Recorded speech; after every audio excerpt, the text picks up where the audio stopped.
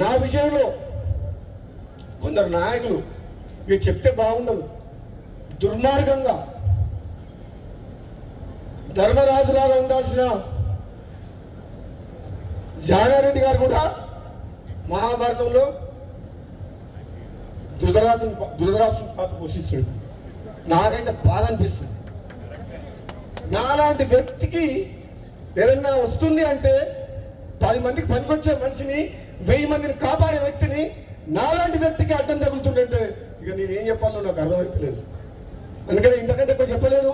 ఇప్పటికే చెప్పదలుచుకుని చెప్పిన మనసులో ఉన్నది చెప్పినా లేదా? మరి నన్ను చూస్తే భయపడుతున్నారు అందరూ. నేను వస్తున్నట్టుగా బామ్మోడు వస్తే ఏం చేస్తాడో ఆయన మా మాట వింటాడో వినడో అనుకుంటున్నా ఎంతో మరి అధిష్టానమేమో ఇస్తా అంటుంది. ఆయన 20 ఏళ్ళు 30 ఏళ్ళు మంత్రి పదవి అనిపించారు. ఇప్పుడు వచ్చి గుర్తొచ్చింది రంగారెడ్డి హైదరాబాద్. ఏ మంత్రి పార్లమెంట్ సభ్యుని గెలిపించారు? చాలా మంది మంత్రులు తెలంగాణలో పార్లమెంట్కు ఇన్ఛార్జ్ పెట్టిన మంత్రిని. కానీ భువనగిరి పార్లమెంట్కు మంత్రి ఇన్ఛార్జ్ రాలే, ఒక ఎమ్మెల్యేగా ఇన్ఛార్జ్ పెట్టింది కాంగ్రెస్ పార్టీ. అన్ని పార్లమెంట్లకు ఇన్ఛార్జ్ మంత్రులను పెడితే మరి నిజంగా నాకే కెపాసిటీ లేకపోతే, నాకే ధైర్యం లేకపోతే, నాకే మంచి పేరు లేకపోతే, నేనే గెలిపించే శక్తి లేకపోతే ఎందుకు ఇన్ఛార్జ్ పెట్టింది నన్ను? అన్ని తెలంగాణ మొత్తం మంత్రులు ఇన్ఛార్జ్ పెట్టి భువనగిరికి ఎందుకు ఎమ్మెల్యేలు ఇన్ఛార్జ్ పెట్టిండ్రు? అంటే గెలిపించే సత్తా ఉంది, ప్రజల్లోకి పోతాడనే కదా. మరి ఇచ్చిన వాటిని నిలబెట్టుకునే బాధ్యత ఎవరిది? మీరు ఇన్ఛార్జ్ పెడితే గెలిపించి ఇచ్చినవా లేదా సీటు?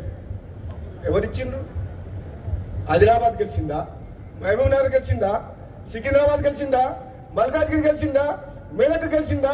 కరీంనగర్ గెలిచిందా? ఈ మంత్రులంతా ఎక్కడ పోయిండ్రు?